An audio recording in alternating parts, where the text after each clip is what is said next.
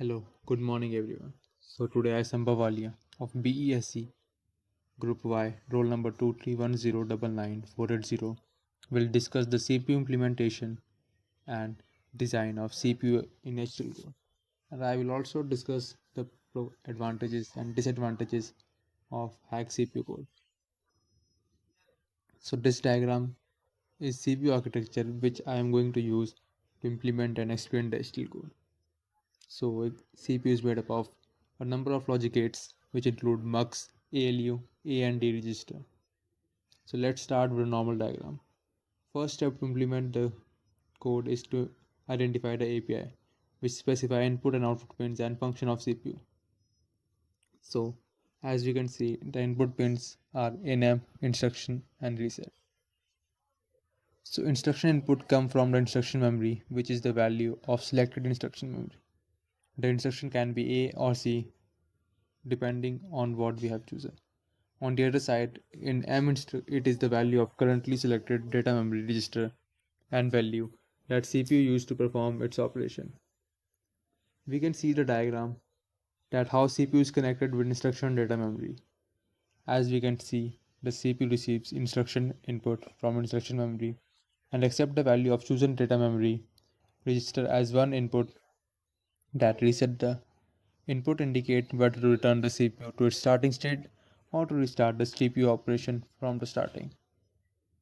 In addition to input, it also includes number of output pins that are connected to instruction and data memory.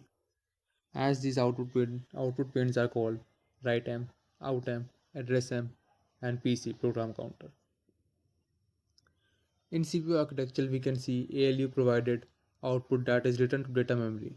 In order to do this, we should specify some things, which include data that CPU will write in data memory, which is stored in OutM.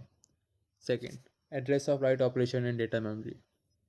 And the output permits CPU send info to data memory in PC, which contains the location of following instruction. The CPU will fetch, decode, and execute that instruction. So now, after identifying input and output pins, let's start the implementation of HTML code of CPU. So as provided in the resources, I'm going to share the code with you. So the chip name will be CPU as shown.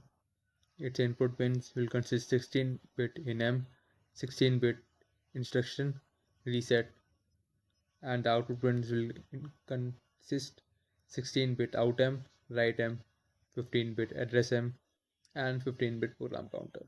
So this is the first part of the component section of CPU HTML code. So further, as we can see, it includes three gates: NOT, and MUX16, which allow the CPU to operate and carry out particular activities. The A and C instruction are the first two types of instruction that enter CPU from instruction memory. So the symbolic syntax of A instruction is at the rate value, which is the number that instruction will set at a given register to a given value. It can be a symbol, decimal, or non-negative value. It either it is either used to set the value or to point at the particular location of the value. So now the C instruction, its symbolic representation is destination equal to component and jump, which this instruction will let the C perform a calculation that is stored in the destination register or memory location. It can also instruct the CPU to jump to different instruction memory address pointed by the value depending on the conditions provided. So as we can see in the first line, NOT gate is used to return whether an instruction coming into CPU from instruction memory is A or C instruction. However, CPU will first decode the 16-bit instruction into an opcode and 15-bit value.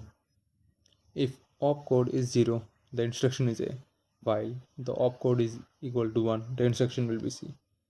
However, as we can see in the above figure as I shown you, the CPU architecture will the A register can be fed by either instruction input or the ALU output. If instruction is C, it does the computation in ALU, and ALU output is fed to a register. we use AND gate to determine it is a C instruction in the next step. A 16-bit mux is also used to select the instruction or ALU output that is stored into A register. In the next part of the code, we have an OR gate. The load bit in A register would be 1 if A or ALU is fed to A location. On the other hand, if A register used to store the value that is fed into register, it takes in output A register from mux and the output load A from OR gate as its input. An additional mux16 will take the output of a register and value currently selected in data memory register in M, which will generate the value that is stored within the register. Now, the AND gate is used to determine whether the ALU output is loaded to D register, and it is implemented to load and store the value of D register from the ALU. Further, it will choose which one to provide the output, either A or M, which will be fed into ALU depending on 12-bit instruction value. ALU, which is the following gate value which is stored in D register, and value of either A or M register would be two inputs that ALU compute. The function in this case will generate output. Its inputs control bits such as ZX and NX, ZY, NY, F and no, which indicate the function is computed on two inputs to produce the output, while the output control bits such as ZR and NG will determine the properties of result. The following code consists of two OR 16 AND gate, which sets the ALU output in order to successfully write in data memory. The first OR 16 gate will determine the address of write operation. The second OR 16 gate will determine the context of data memory. In the next line, the AND gate is used to output the value that allow the CPU to write the content to data memory. So now let's talk about the PC, which is a register that contain address of instruction. So load bit of CPU will be determined by jump bits and ALU output. These line of codes determine jump condition and checks the ALU output. If C instruction is there and conditions are met, when PC is loaded, it will value will tell the CPU to jump to specific value. If PC is not loaded, then PC is incremented. So now let's talk about the pros and cons of hack CPU. First, let's discuss about the advantages. So the design of hack CPU is relatively simple, making it accessible for education purposes and a good introduction to computer architecture. It serves as an excellent educational tool, allowing students to understand the fundamental concepts of computer organization. So hack CPU helps the learner to learn the relationship between hardware and software component. It also operates on a single clock cycle per instruction, which simplifies its control logic and aid in understanding the basic CPU operation. So now there are also some disadvantages of it, which are the simplicity of hack CPU makes it a limitation for those who want to solve modern, more complex processors. In terms of the performance, the hack CPU is not optimized for speed or efficiency. At least it was primarily designed for education purpose only. So it also reflects the problems of real-world computer architecture, limiting its practical application outside the scope of education context. The hack CPU also does not incorporate the pipelining, which is a common technique used in modern processors to improve the instruction through output, which can be disadvantages in terms of efficiency.